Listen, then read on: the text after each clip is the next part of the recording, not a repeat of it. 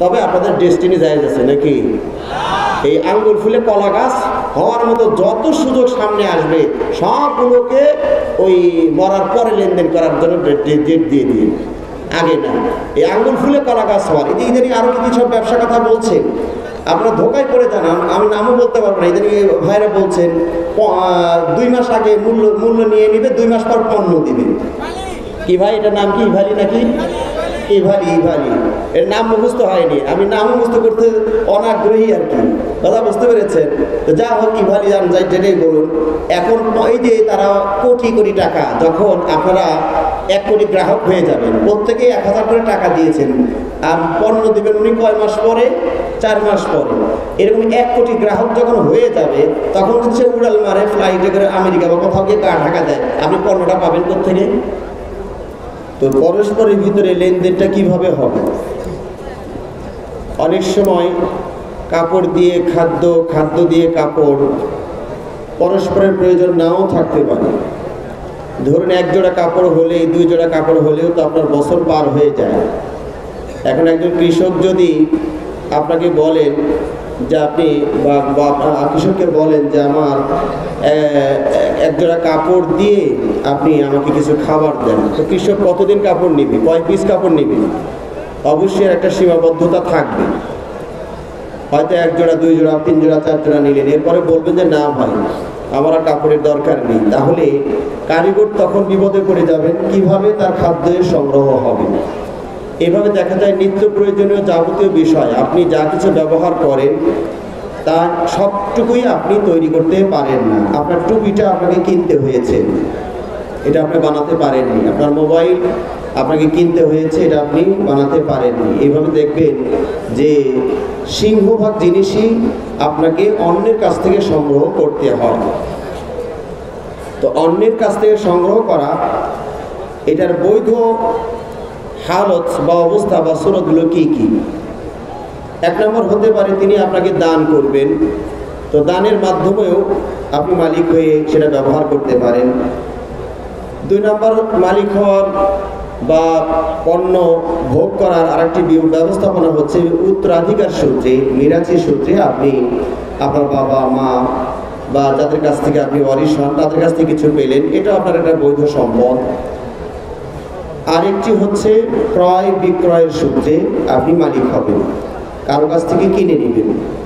তো এই ক্রয় বিক্রয়ের বিষয়টা যদি ইসলামে বৈধতা না থাকতো তাহলে আমাদের জীবনযাত্রা দুর্বিষহ হয়ে উঠত। এই জন্য আল্লাহ রাব্বুল আলামিন পবিত্র কোরআনে বলছেন, ওয়া আহাল্লাল্লাহুল বাইআ ওয়া হারামার রিবা, আল্লাহ ব্যবসা কেনা বেচাকে বৈধ করেছেন আলহামদুলিল্লাহ, ওয়া হারামার রিবা, এবং সুদকে হারাম করেছেন।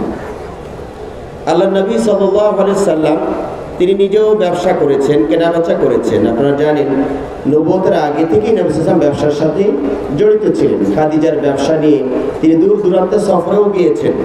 তাহলে বোঝা গেল যে ক্রয় বিক্রয় একটি বৈধ বিষয়। আল্লাহ নবী সাল্লাল্লাহু আলাইহি ওয়াসাল্লাম নবুয়ত পাওয়ার পরেও হয়তো বিক্রয়ের তেমন কোনো না পাওয়া গেলেও তিনি অবশ্যই কিনেছেন, বাজার থেকে প্রয়োজনীয় জিনিস কেনাকাটা করেছেন। বোঝা গেল তাহলে ক্রয় বিক্রয় একটা জরুরি বিষয়, এবং এ ব্যাপার ইসলামের কিছু নীতিমালা আছে, ইসলাম কিছু নীতিমালা দিয়েছে, যেগুলো হয়তো আমরা অনেকেই বুঝতে পারি না, অনেকে হয়তো জানিও না। এই কেনা এবং বেচার ভিতরে কিছু রোকন আছে, ক্রয় এবং বিক্রয়ের রোকন আছে। আমরা কিন্তু ইসলামের রোকন সম্পর্কে জানি, ঈমানের রোকনও জানি, এবং লা ইলাহা ইল্লাল্লাহর রোকনও জানি, কিন্তু ব্যবসায়ও রোকন আছে, এটা আমরা কয়জন জানি? হয়তোবা এটাকে আজব সম্পদও আপনার কাছে মনে হতে পারে। ইসলামের রোকন কয়টি বলুন তো? কারণ ওস্তাদের আলোচনার পরে আমার যে কি অবস্থা হবে তা তো আমি আগেই আঁচ করতে পেরেছি। মানুষ নিজের নিজের আয়োজিত অনুষ্ঠানে আলোচনা করলে না দাম মনে কমে যায় নাকি? ওস্তাদের বলা দরকার হলো আমার পরে, তাই না? এখন ওস্তাদের আগে বলে ফেলেছেন, এখন তো শান্ত করতে অবস্থা আমার খারাপ হয়ে যাবে পরিবেশকে।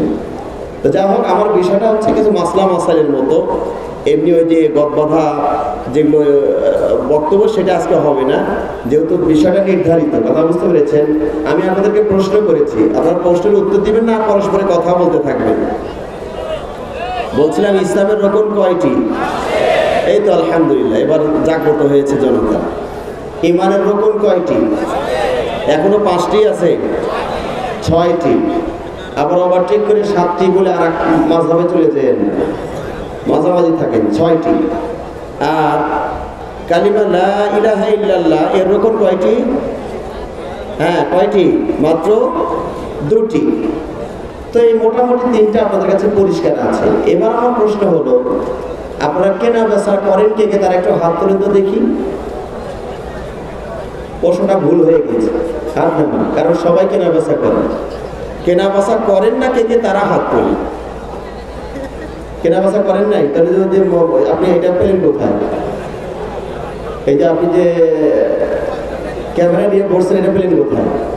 এটা ওনার শ্বশুর হাতিও দিতে পারে, যাক সেটাও তো হইতে পারে, তাই না? কারণ হাতিয়ার মশলা তো আছে। যাক, কেনা বেচা করেন না এরকম লোকের সংখ্যা খুবই কম।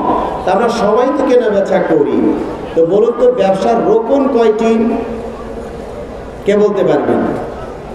কে আছে? কি বিপদ? তবে হ্যাঁ, আমি এটাও নিশ্চিত, আপনারা রোকনের সংখ্যা না জানলেও রোকনের বাইরে কোনো লেনদেন করতে পারেন না। কথাটা বুঝতে পেরেছেন? আপনি হয়তো রোকনটা গোনা আপনার জানা নাই, কিন্তু রোকন ছাড়া আপনি লেনদেন করতেই পারবেন না। কেউ যদি বলে আমি বিয়ে করেছি কিন্তু বউ ছাড়া, এটা কি বিয়ে হয়েছে নাকি? বিয়ে হতে তো দুইজন অবশ্যই লাগবে। আর ওইটা রোকন, স্বামী স্ত্রী দুইটা রোকন, এটা আপনি জানেন বা না জানেন, দুটো তো লাগবেই। কথা বুঝতে পেরেছেন? এখন ব্যবসা করতে গেলে যে কয়টা রোকন লাগে, এই রোকন ছাড়া আপনি লেনদেন করতেই পারবেন না, পারেন না। কাজেই এই জন্য মনে হয় আমরা রোকন কয়টা গণনা করি না কোনোদিন। এর মোটামুটি রোকন হচ্ছে, দেখুন আমাদের খেয়াল করুন, ক্রেতা এবং বিক্রেতা এই দুজন লাগবেই। এমন করে ব্যবসা আছে নাকি শুধু ক্রেতা আছে বিক্রেতা নাই, অথবা শুধু বিক্রেতা আছে ক্রেতা নাই, এরকম করে ব্যবসা হয়? হয় না। এই জন্য আমি বলছি যে আপনারা রোকনের বাইরে কোনো লেনদেন করতে পারেন না। তাহলে 1 নম্বর রোকন হলো ক্রেতা এবং বিক্রেতা। এটাকে আলাদা ধরলে 2টা হয়, আর যদি মনে করেন যে না একটাই ধরে নিলাম তাহলে 1টা হয়। 2 নম্বর হচ্ছে পণ্য, আর 3 নম্বর হচ্ছে যদি আমরা আলাদা আলাদা করি। ধরুন 1 নম্বর ক্রেতা লাগবে, এটা একটা রকম ধরলাম। 2 নম্বর কে লাগবে বলুন তো? বিক্রেতা লাগবে। 3 নম্বর পণ্য লাগবে, নাকি পণ্য ছাড়া ব্যবসা হয়? 4 নম্বর মূল্য লাগবে। কটা হলো? তো এগুলোর বাইরে আমরা কেউ লেনদেন করতেই পারি না। এটা 4টা রকম হয়ে গেল। আরেকটি হচ্ছে শব্দাবলী ব্যবহার অথবা কর্মগত কিছু বিষয় আছে। যেমন আপনি বলবেন ভাই এটার দাম কত? এত। তো দেন আমাকে 1 কেজি আলু দেন, 1 কেজি পটল দেন, 1 কেজি আপেল দেন। তিনি মেপে দিয়ে বললেন নেন, দিলাম। এই যে ইজাব আর কবুল যেটাকে বলেন আর কি, শব্দগত কিছু বিষয়, এটাও রোকন। তবে এটা মুখে বলাটা জরুরি নয়। দেখুন আমরা কিন্তু খুব কমই এটা বলি। যেমন কাঁচা বাজার তরকারি যারা বিক্রি করেন, তারা বলেন আলু, এই যে নেন দিলাম, ভাই আলু দেন, আচ্ছা নেন দিলাম, কথাটা বলে। কিন্তু বেশিরভাগ লেনদেনে কিন্তু এই কথাটা বলে না। অনেকে বলবেন যে ভাই এটা দেন, দিয়ে দিলেন। উনি মুখে এই কথা বলে না যে আচ্ছা নেন দিলাম। এই দিলাম এই কথাটা না বললেও হবে, যেহেতু উনি কার্যক্ষেত্রে দিয়েই দিয়েছেন, মুখে আর বলার প্রয়োজন হবে না। তাহলে রোকন কটা হলো বলুন তো? মোট 5টা ধরতে হবে। ক্রেতা বিক্রেতা 2টা, মূল্য পণ্য, এই হলো 4টা ধরুন। আর একটা হলো শব্দ, সিগা, মানে আপনি বলুন আমাকে দেন, আর আপনি বললেন নেন আমি দিলাম। তবে আমি আবারও বলছি, এটা মুখে বলাটা জরুরি নয়। লেনদেনই সবাই যদি বলছে যে হ্যাঁ এখানে লেনদেন একটা হয়ে গেল, তাহলে মুখে আর কোনো কিছু বলার দরকার হবে না যে নেন আর যে দিলাম, এই যে নিলাম, এ কথা আর বলার প্রয়োজন হবে না। ব্যবসার কিছু শর্ত আছে, যে শর্তগুলো ব্যবসায় যদি অনুপস্থিত থাকে তাহলে আপনার ব্যবসাটা হবে না। আচ্ছা, রোকন আর শর্তের মধ্যে পার্থক্য কি কে বলতে পারে? রোকন আর শর্ত। রোকনটা হয় আপনি যে ইবাদতটা করছেন, যে কাজটা করছেন তার ভিতরের পার্টস, আর শর্ত হচ্ছে তার বাহিরের পার্টস। কথাটা বুঝতে পেরেছেন? যেমন ওযুর রোকন আছে, সালাতের রোকন আছে। সালাতের রোকন কয়টি? প্রায় 14টি নাকি 9টি, ওয়াজিব হলো 14টি। এই সবগুলো ভিতরে থাকবে। আর ওযু করা হলো শর্ত। ওযুটা কোথায় থাকে? সালাতের ভিতরে না বাইরে? আমার কথা কি বুঝতে পেরেছে? তো ঠিক ব্যবসা মূল ভিতরের পার্টস হলো এই 5টি: ক্রেতা, বিক্রেতা, পণ্য, মূল্য আর শব্দ, আচরণ অথবা শব্দ। এটা হচ্ছে ভিতরগত জিনিস। আর পাশাপাশি আরো কিছু জিনিস লাগবে যেগুলো হচ্ছে শর্ত। এটা যদি না হয় তবু ব্যবসা আপনার এটা কেনা বেচা হবে না। তার 1 নম্বর শর্ত হলো, আরবিতে বলা হয় তারাদি, সন্তুষ্টি লাগবে। আপনি কারো কাছ থেকে একটা জিনিস কিনছেন, তার উভয়ের পক্ষের সন্তুষ্টি লাগবে। ধরুন আপনি বাজারে গেলেন, একটা জিনিস কিনলেন, উনি বিক্রি করবেই না, হয় না আপনি দেন, আমরা তা দরকার, আমি জোর করে নিয়ে চলে গেলেন, টাকা 100টা দিয়েও গেলেন, এটা কি ব্যবসা হবে? হবে না, কারণ উনি সন্তুষ্ট নয়, এই বিক্রয়ের প্রতি তিনি সন্তুষ্ট নয়। আবার আমাদের একটু কিছুটা বদভ্যাস আছে, পরিচিত মানুষ হলে ভাই দাম কত? 50 টাকা, 40 টাকা দিয়ে আমরা চলে যাই, ভাই ভাই আরো 10 টাকা, আরে রাখেন মিয়া, পরে নিয়ে নিতেন, আবার আরেক সময় সাইজ করে দিয়ে। এইটা আপনি যে 10 টাকা কম দিয়ে চলে গেলেন, এই ব্যবসার উপর তো সন্তুষ্ট হননি। এই সন্তুষ্ট না হওয়া পর্যন্ত পণ্য এখান থেকে সরানো যাবে না। তাহলে এখানে সন্তুষ্ট লাগবে, যিনি কিনবেন। আবার একজন লাগবেই না, ভাই নেন 1 কেজি দিয়ে দেন, টাকা 2 দিন পরে দিন, আরে নেন না ভাই, জোর করে ব্যাগের মধ্যে উঠিয়ে দিলেন, জান ভাই, নারী লোক দিয়ে দিই, আপনার বাসায় পৌঁছিয়ে দিবে, তাহলে তো হলো না ব্যবসা। অবশ্যই ওনার সন্তুষ্টি লাগবে, ওনার প্রয়োজন আছে কি না আছে, আপনি জোর করে তার ঘাড়ে চাপিয়ে দিলেন, এটা কিন্তু ব্যবসা হবে না। আমার কথা কি আপনারা বুঝতে পারছেন? তাহলে 1 নম্বর শর্ত হলো কি বলুন তো? সন্তুষ্টি। উভয় পক্ষের এই লেনদেনের উপরে স্বতঃস্ফূর্ত সন্তুষ্টি লাগবে। তবে কখনো কখনো জবরদস্তি ব্যবসাও জায়েজ আছে। সেটা কেমন? ধরুন একটা লোক শুধু ঋণ করেছে, অনেক ঋণ করেছে, তার প্রপার্টি আছে, সে ঋণ পরিশোধ করে না। এখন কর্তৃপক্ষ যদি, সরকার যদি মনে করে যে না ওর মাল আছে কিন্তু টাকা দেয় না, জোর করে ওর হুন্ডাটা বিক্রি করে টাকাটা পরিশোধ করে দিব, তাহলে মাঝে মাঝে কি হয়? এটা জায়েজ হয়।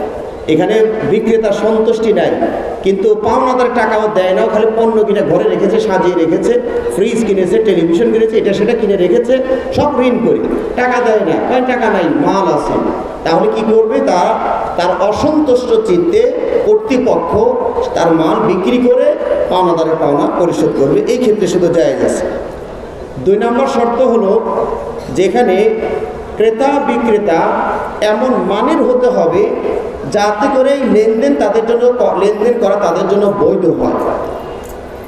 এই লেনদেন ক্রেতা এবং বিক্রেতার ভিতরে কিছু গুণাবলী থাকতে হবে যাতে করে তারা লেনদেন করাটা শরীয়তের অধিকার তারা প্রাপ্ত হয়। যেমন ধরুন তাকে জ্ঞানবান হতে হবে। এখন একজন পাগল বিক্রি করতে বসেছে, তাহলে তার কাছ থেকে কেনা যাবে না, তাদের সাথে লসে পড়ে যাবে। 100 টাকার জিনিস 10 টাকা পেলেই আপনি অনেক সময় দেখবেন কেউ চালাকি করে, ব্যবসা আছে, 100 টাকা নিয়ে হয় তোমার লাল 2টে দিবনি, তো খুশি হয় লাল 2টে নিছে। আপনি 100 টাকা একটা নিবে, তোমার তো একটাই, যে আমার 2টা তোমার, তাও লাল দিয়েছি, তো দেখবেন ও এটা নিয়ে সন্তুষ্ট হয়ে যাবে। পাগল, ব্রেনের সমস্যা আছে। তাহলে যদি আপনি ক্রেতা হন বা বিক্রেতা হন, তাকে জ্ঞানবান হতে হবে। যদি এক পক্ষ পাগল হন, অথবা নেশাগ্রস্ত হন, অথবা কখনো পাগল হন কখনো ভালো থাকেন, এই লোক কি আপনি বেচাকেনা করবে? যতক্ষণ ভালো থাকবেন তখন কেনা বেচা জায়েজ আছে। যখন পাগল হয়ে গিয়েছেন, ব্রেন শর্ট, ওই সময় কেনা বেচা করলে জায়েজ হবে না। এটা হলো একটা, এটা মানে 2-এর ক। এটা 2-এর খ হলো তাকে বালেগ হতে হবে। অপ্রাপ্ত বয়স্ক দোকানে বসে রেখে চলে গিয়েছেন, পণ্য বাবা নাই, ছেলে আছে, দাম করে একটা জিনিস নিয়ে চলে গেলেন, ছেলেটা জানে না এই মূল্য কত, একটা আন্দাজি চেয়েছে, আপনি ভাবলেন যে যাক গিয়ে 10 দোকান জিজ্ঞেস করলাম, সবাই 500 করে চাইলো, 50 টাকা চাইছে, তাড়াতাড়ি করে নিয়ে আপনি আউট হয়ে গেলেন। তাহলে তো আপনি এখানে ধোকার আশ্রয় নিয়েছেন। কথা বুঝতে পেরেছেন? সবাই 500 চেয়েছে, এখানে কেন 100 আবার 50 কি করে হয়? তার এখানে একটা ভেজাল আছে। এই যে নাবালক অপ্রাপ্ত বয়স্ক এর কাছ থেকে এরা কেনাবেচা করলে এটা সঠিক হবে না। 3 নাম্বার, মানে এটা 2-এরই 3 নাম্বার, 2 নাম্বারের গ ধরেন, সেটা হলো হররা, তাকে স্বাধীন হতে হবে। পরাধীন বা দাস যদি হয় তাহলে লেনদেন বৈধ হবে না। 3 নম্বর শর্ত হচ্ছে যিনি বিক্রি করছেন তিনি অবশ্যই পণ্যের মালিক হবেন। আমার কথা কি বোঝা যায় ভাইরা? পণ্যের মালিক হতে হবে অথবা প্রতিনিধি হতে হবে। ধরুন আমি আপনাকে, আপনি যেটা বিক্রি করছেন সেটা আপনারই জিনিস, আপনি এটার মালিক, তাহলে আপনি বিক্রি করেন, বাকি শর্ত যদি থাকে আপনি বিক্রি করেন। অথবা আপনি কারো পক্ষ হয়ে বিক্রি করছেন, এটাকে প্রতিনিধি বলা হয়। আপনার মাল নয়, তবে আপনার আব্বু আপনাকে বিক্রি করতে দিয়েছেন, আপনার বসে মালিককে বিক্রি করতে দিয়েছেন, এটা আপনি বিক্রি করতে পারবেন। কিন্তু যদি যেটা আপনার পণ্য নয় অথবা আপনি এটার প্রতিনিধিও নন, এমনি একটা ধরে নিয়ে ছাগল ধরে নিয়ে বিক্রি করে ফেললে চুরি করা হবে না। অন্যের মালিকানাধীন বিক্রি করা এটা জায়েজ নেই। 4 নম্বর শর্ত হচ্ছে পণ্যটা এমন হবে যা শরীয়তে ব্যবহারের অনুমতি আছে, যার থেকে উপকার নেওয়া জায়েজ আছে। অর্থাৎ আপনি যদি পণ্যটা মদ বিক্রি করেন তাহলে কি জায়েজ হবে? কেন জায়েজ হবে না? পণ্যটা এমন হলো যেটার থেকে উপকার নেওয়া জায়েজ নাই। তাহলে এই যে হারাম যে পণ্যগুলো আছে সেগুলো আপনি বিক্রি করতে পারবেন না। তবে ধরুন স্বর্ণ, রেশমি, পুরুষদের ব্যবহার হারাম, নারীদের জন্য কি আছে? হালাল আছে। এখন আপনি কিনছেন আর আমি দোকানদার বিক্রি করছি, এটা সমস্যা নাই, কারণ এটা আপনার জন্য আমি দিচ্ছি না, আপনিও আপনার জন্য নিচ্ছেন না। নিচ্ছেন কাদের জন্য? যাদের জন্য, যারা এখান থেকে উপকার নিতে পারবে তাদের জন্য আপনি কিনছেন, আপনার বাড়ির মেয়েদের জন্য কিনছেন, এটা আবার জায়েজ আছে। 5 নম্বর শর্ত হচ্ছে যে পণ্যটা আপনি বিক্রি করছেন সেটা হস্তান্তর যোগ্য হতে হবে। গাছে পাখি উড়ে যাচ্ছে, কবুতর, ভাই ওই যে ভাই দেখছেন না, ওই কবুতরটা আমার, কত দিবেন কর। এখন কি কবুতরটাকে আপনি হস্তান্তর করতে পারবেন? হ্যাঁ ভাই, পারবেন? তাহলে এটা বিক্রি করা যাবে না। আপনি আগে ধরেন, তাহলে ধরেন, রাত্রিবেলায় বাসায় আসবে, ধরবেন, সকালে দামাদামি হবে, এর আগে দামাদামি হবে না। অনেক সময় আছে, এটা আপনার ময়মনসিংহ ভাইরা কি করেন জানি না, মাছের চার যারা করেন, মাছের ঘের, বা বাগেরহাটের ভাইরাও আছে, তারা বেশি ভালো বলতে পারবেন। পুকুরের মাছ আগে বিক্রি করে ফেললেন। কিভাবে? যে পুকুরে যা আছে ভাই, কত দিবেন কর, তো বললেন যে আমি 1 লাখ টাকা দিব। এটা হলো বাইয়ে গারাত, কারণ আপনি হস্তান্তর করলেন না, তার কাছে পানি বিক্রি করলেন। এখন এখানে মাছ আছে বা নাই, এখানে হঠাৎ করে একজন ফকির হওয়ার সম্ভাবনা আছে, হঠাৎ করে একজন গরিব হওয়ার সম্ভাবনা আছে। যেমন কয়েকদিন আগে মানিকগঞ্জের এক ভাই আমাকে বললেন যে আমার এক আত্মীয় পুকুরটা বিক্রি করেছে 10,000 টাকা। আরে ঠকেছে, পরে মাছ ওখানে 50,000 টাকার মাছ পেয়েছে ওরা। তাহলে এখানে কে জিতলো? অস্বাভাবিক জেতা জিতলো কে? ক্রেতা জিতলো।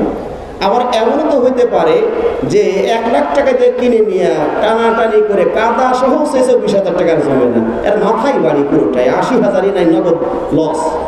এরকম অস্বাভাবিক লেনদেন করতে ইসলাম মানা করেছে। তবে আপনাদের ডেস্টিনি জায়েজ আছে নাকি?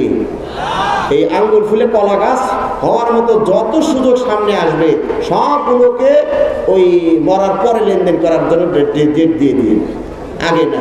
এই আঙ্গুল ফুলে কলা গাছ হওয়ার, এই ইদানিং আরও কিছু সব ব্যবসা কথা বলছে, আপনারা ধোকায় পড়ে জানান, আমি নামও বলতে পারবো না। ইদানিং ভাইরা বলছেন 2 মাস আগে মূল্য নিয়ে নিবে, 2 মাস পর পণ্য দিবে।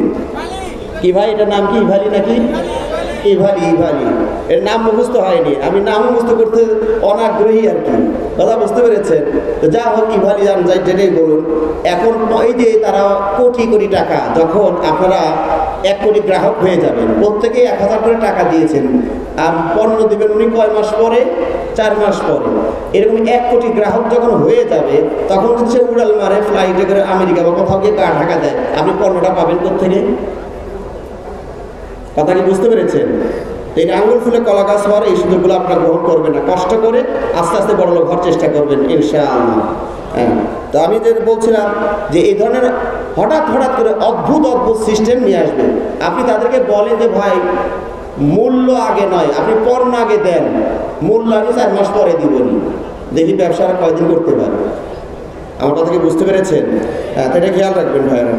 তাহলে 5 নম্বর শর্ত হলো, যেটা হস্তান্তর করার মতো যোগ্যতা ক্ষমতা আপনার নাই সেটা আপনি বিক্রি করতে পারবেন না। এখন মাছের কথা বলেছি, অনেকে হয়তো আবার টেনশনে পড়ে গিয়েছে, তাহলে মাছ বিক্রি করবো কেমনি? হ্যাঁ, আপনি মাছটা বিক্রি করবেন, এটাও ময়মনসিংহ কোনো ভাই আমাকে বলেছেন যে আমরা এইভাবে বিক্রি করি। সেটা হলো যে মাছটা একবার পাঙ্গাস মাছ ধরুন আপনার ঘেরিয়ার ভিতরে আছে, আপনি একটা টান দিলেন, জালে উঠালো, তো মোটামুটি দেখা যায় 2 কোয়ালিটির মাছ পাওয়া যাচ্ছে। একটাই 1 কেজি ওজনের আছে, আর একটা হলো 2 কেজি ওজনের আছে, 1.5 কেজি ওজনের আছে।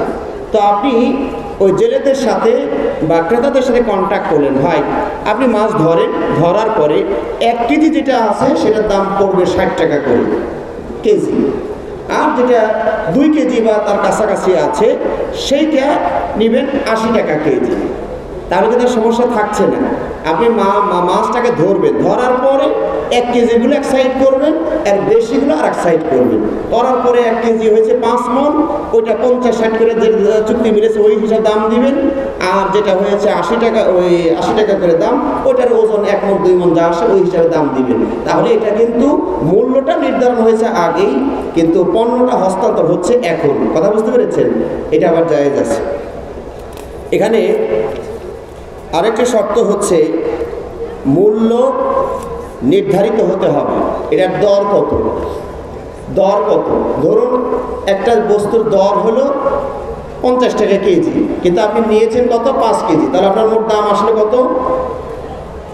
250 টাকা, তাই না? দর হলো প্রতি কেজি 50, 5 কেজি নিয়েছেন, তাহলে মূল্য আসলে কত? মোট 250। এখন আপনার দেশে যদি একাধিক মুদ্রা চালু থাকে, তাহলে এখানে অবশ্যই নির্ধারণ করে নিতে হবে যে আপনি দিনার দিবেন না দিরহাম দিবেন, রুপি দিবেন না ডলার দিবেন, রিয়াল দিবেন না টাকা দিবেন, এইটাও নির্ধারণ করে নিতে হবে। কারণ আপনি বললেন যে দেন 250, তাহলে আপনি যদি সৌদি আরবে হন আর বাঙালি টাকা দিয়ে আসেন, ও তো মাথা বাড়ি। কথা বুঝতে পেরেছেন? হ্যাঁ, এই জন্য ওই যে মুদ্রা আপনি লেনদেন করছেন বলে দিতে হবে, ভাই আমি কিন্তু আপনাকে দিনার দিব, ভাই আমি কিন্তু আপনাকে দিরহাম দিব, দিরহাম দিয়ে এটার দাম কত আসে সেটা বলেন। হ্যাঁ, এভাবে পরিষ্কার করে নিতে হবে। 7 নম্বর শর্ত হচ্ছে, এটা মালটা কবজা করার মতো মাপলাক, যে পরিমাণটা আপনি দিয়েছেন সেটা যেন আপনার গ্রহণযোগ্য হয়। সেটা হয়তো নগদ টাকা হতে পারে, অথবা কাউকে দায়িত্ব দেন যে ভাই উনি আমার পক্ষ থেকে টাকাটা দিয়ে দিবেন, অথবা একটা চেক দিলেন। হ্যাঁ, এরকমভাবে মানে মূল্যটা বাকিতে লেনদেন করাও আপনার জায়েজ আছে।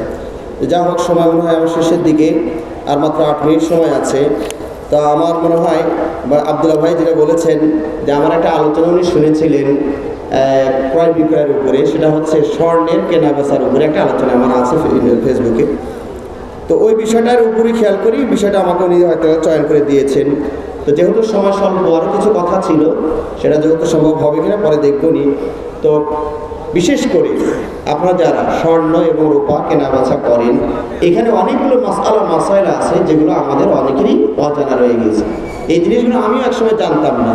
যখন নিজে এই ব্যবসার সাথে জড়িত হই তখনই এটা বুঝতে পারি যে এখানে মাসাইলা ঘাটাঘাটি করতে গিয়ে অনেক কিছু আমি জানতে পেরেছি, যেটা আমার এই ব্যবসায় জড়িত হওয়ার আগে আমি এগুলো জানতাম না।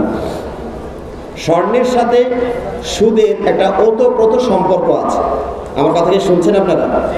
স্বর্ণের সাথে সুদের ওতপ্রোত সম্পর্ক আছে। আল্লাহ নবী সাল্লাল্লাহু আলাইহি ওয়াসাল্লাম বলছেন কি, আয-যাহাবু বিয-যাহাবি ওয়াল ফিদ্দাতু বিল-ফিদ্দাতি ওয়াল বুররু বিল-বুররি ওয়াশ-শাঈরু বিশ-শাঈরি ওয়াত-তামরু বিত-তামরি ওয়াল মিলহু বিল-মিলহি সাওয়া মিথলান বিমিথলিন সাওয়া'আন বিসাওয়াইন ইয়াদাম বিয়াদিন فإذا اختلفت هذه الأصناف فبيعوا كيف شئتم إذا كان يدا بيد। স্বর্ণ রূপা বেচাকেনার ক্ষেত্রে এখানে একটা নীতিমালা বলা হয়েছে। স্বর্ণ দিয়ে স্বর্ণ যদি আপনারা কেনা বেচা করেন, তাহলে এখানে সমান সমান হতে হবে এবং নগদ নগদ হতে হবে। কটা শর্ত হলো বলুন তো? স্বর্ণ দিয়ে স্বর্ণ, ধরুন আপনার পুরাতন গহনা 5 ভরি, এটা আপনি আমার কাছে নিয়ে আসলেন, আমি এটা নিব, আমাকেও নতুন 5 ভরি দিতে হবে, কম বেশি করা যাবে না। তাহলে এখানে স্বর্ণের বিনিময়ে স্বর্ণ যদি আপনারা লেনদেন করেন তাহলে অবশ্যই কটা শর্ত খেয়াল রাখবেন, বলুন কয়টা? দুটা। এটা মনে হয় ভাবছে যে এটা তো মেয়েদের ওয়াজ, আমাদেরকে কেন এখানে পেঁচাইছে? গহনা পছন্দ করে তো ওনারা, কিন্তু কেনা তো আপনারই লাগে, কথা ঠিক না ভাই? ঠিক। হ্যাঁ, তো কাছে আপনাকে মশলাটা জানতে হবে। আমি বলছিলাম যে পুরাতন স্বর্ণ যা দিবেন, এক ভরি নতুন স্বর্ণ তাই দিতে হবে। কিন্তু আচ্ছা বলুন তো, কোনো দোকানদার কি আপনার পুরাতন এক ভরি নিয়ে, যেখানে ভাঙ্গা চূড়া আছে, ব্যবহার হয়েছে, এটা নতুন এক ভরি গহনা কেউ দিবে আপনাকে? এইভাবে দিলে কেউ ব্যবসা থাকবে? তো আপনি খালি পুরাতন আমার দিয়ে আমার নতুনগুলো সব খালি করে ফেলবেন, পুরাতন আমি কার কাছে বিক্রি করতে যাব? ওই দামে কেউ নিবে না। তাহলে এখন সমস্যা হয়ে গেল কিভাবে? যে আপনি এখানে আল্লাহ নবী সাল্লাল্লাহু আলাইহি ওয়াসাল্লাম যে নীতিমালা আমাদেরকে শিখিয়েছেন সেটা হলো এইভাবে বিক্রি করবেন যে আপনি আমার কাছে পুরাতনগুলো বিক্রি করে দিবেন।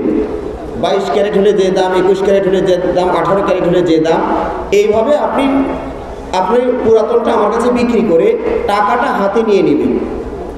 ধরুন এক ভরির দাম 22 ক্যারেট যদি হয়, আমরা ধরে নিলাম সেটা 62,000 বা 55,000 টাকা ভরি পড়বে।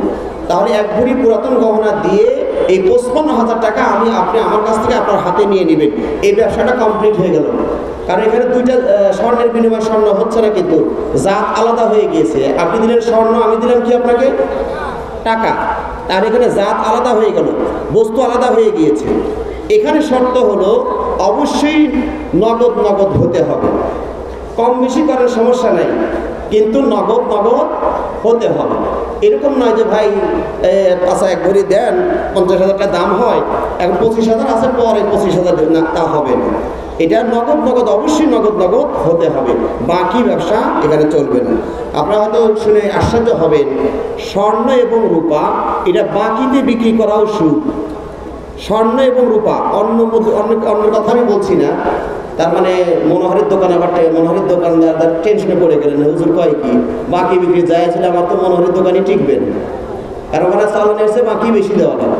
আমি আবারও বলছি, ভুল বুঝবেন না, স্বর্ণ এবং রূপা বিশেষ করে বাকিতে বিক্রি করাও সুদ। তো এই বিষয়টা আমি খুতবায় দিয়েছিলাম, অনেকেই বুঝতে পেরেছেন, অনেকে বুঝতে পারেনি। তবে কয়েকদিন আগে আমার দোকানে এক ভাই গিয়ে বললেন যে ওস্তাদ আপনার যে বক্তব্যটা আমি অনেকবার শুনেছি কিন্তু বুঝিনি। আমি বললাম, ওই যে আমার দোকানে একটা স্টিকার লাগানো আছে, প্রথম কালাইনি, ওটা একটু পড়েন তো দেখি। তোরই পড়েছে, হ্যাঁ এবার বুঝেছি। তার মানে ওখানে আমার লেখা ছিল কি, মানে স্বর্ণ এবং রূপা বাকিতে কেনা বেচাও সুদ, এটা বুঝে আসে না। কেন জানেন? মানুষ সবাই জানে কি সুদ কাকে বলা হয়। 100 টাকা দিয়ে যদি 105 টাকা নেয় তাহলে না সুদ হয়, বেশি নিলে না সুদ হয়। তো এখানে নগদ আর বাকি, এখানে তো বেশি নেওয়া হয়নি, তো সুদ হলো কেমন? এখানে সুদটা হলো আপনি সময় বেশি নিয়েছেন, সময় বেশি দিয়ে কেনা বেচা করেছেন, এই সময় বেশি দিলেন কেন, এটাই সুদ হয়ে গেছে স্বর্ণ এবং রূপার ক্ষেত্রে। এই জন্য স্বর্ণ এবং রূপার ক্ষেত্রে বাকি বিক্রি করা, কেনা বেচা কোনোটাই করা যাবে না, এখানে নগদ হতে হবে। তাহলে পুরাতন মাল বিক্রি করে টাকা হাতে নিয়ে এবার আপনি নতুন গহনা আপনার পছন্দ মতো এখান থেকেও কিনতে পারেন, অন্য দোকান থেকেও কিনতে পারেন। এটা হচ্ছে আপনার একটি মাসআলা। 2 নম্বর মাসআলা হলো, এখানে মোটামুটি দুটা হয়ে গিয়েছে। স্বর্ণ যদি নতুন এবং পুরাতন হয় সমান বিক্রি করতে হবে, অথবা টাকা দিয়ে আলাদা, মানে স্বর্ণ আর টাকা দুটো আলাদা করে বিক্রি করতে হবে। এটা 1 নম্বর। 2 নম্বর হলো এখানে কোনোভাবেই বাকি লেনদেন করা যাবে না, এখানে নগদ হতে হবে। 3 নম্বর মাসআলা হলো এই স্বর্ণ কেনা বেচার ক্ষেত্রে বা অনেক সময় আপনারা বন্ধক রাখেন। আসলে আমার কাছে মনে হয়েছে যে স্বর্ণের ব্যবসাটা, স্বর্ণের যে দোকান দেখছেন, আসলে এটা কিন্তু দোকান নয়, এটা হচ্ছে সুদী ব্যাংক একটা। আমার কথাকে শুনছেন আপনারা? এটা আসলে দোকান সাইনবোর্ড, কিন্তু আসলে এটা কিসের দোকান, কিসের? সুদী ব্যাংক। এটা কেমনি?